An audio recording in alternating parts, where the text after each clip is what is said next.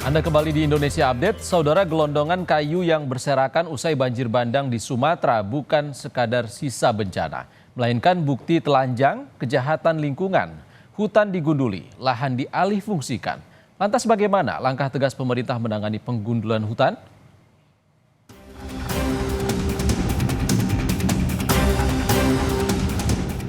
Merespons sorotan publik terhadap dugaan kejahatan lingkungan, pemerintah angkat bicara. Presiden Prabowo Subianto menuding praktik pembalakan liar diduga menjadi pemicu bencana di sejumlah wilayah Sumatera. Prabowo juga meminta pemerintah daerah meningkatkan kewaspadaan serta memperketat pengawasan terhadap aktivitas ilegal yang berpotensi merusak lingkungan dan ekosistem.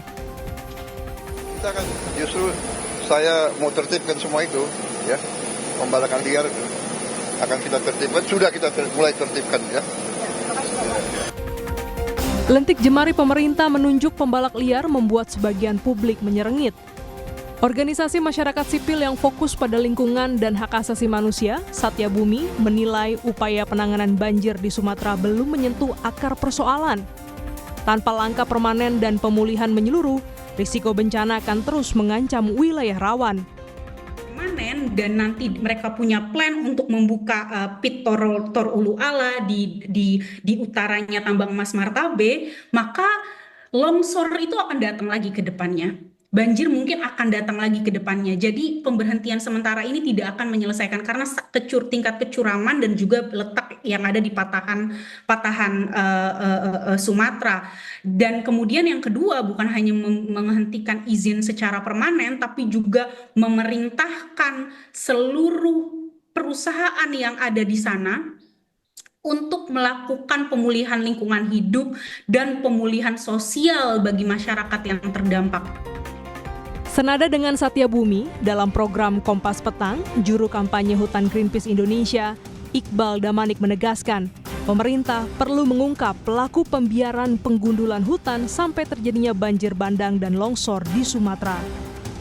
Pertama adalah instrumen Undang-Undang Nomor 18 tentang P3H, di mana di pasal 104 kalau terjadi dan 106 kalau seandainya ada perbuatan atau kelalaian yang melibatkan kewenangan negara di situ, maka kemudian itu juga ada tindak pidananya.